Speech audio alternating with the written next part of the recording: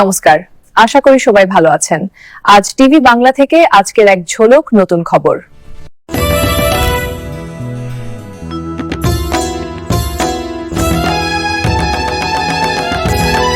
মেসির ইভেন্ট ঘিরে চূড়ান্ত অব্যবস্থা, যুব ভারতীতে ক্ষোভে ফেটে পড়েন দর্শকরা।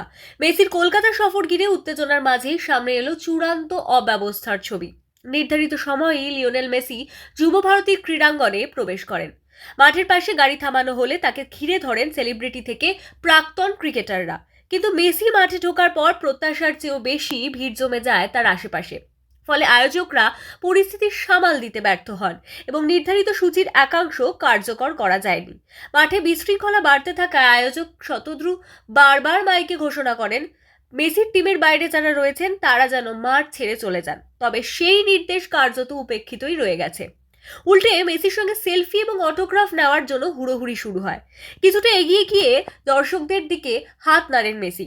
গ্যালারি জুড়ে মেসি মেসি রব। কিন্তু সেই উন্মাদনার মধ্যেই আচমকা ছন্দপতন ঘটে। অবশেষে বিরক্ত হয়ে যুব ভারতী ছেড়ে বেরিয়ে যান মেসি। এরপরই ক্ষোভে ফেটে পড়েন দর্শকরা। গ্যালারি থেকে ছোড়া হয় জলের বোতল, ছেঁড়া হয় স্পন্সরদের ব্যানার, এমনকি চেয়ার ছোড়ার ঘটনাও ঘটে। মেসি মাঠ ছাড়ার পর আয়োজক থেকে শুরু করে উপস্থিত সেলিব্রিটিরাও কার্যত উধাও হয়ে যান।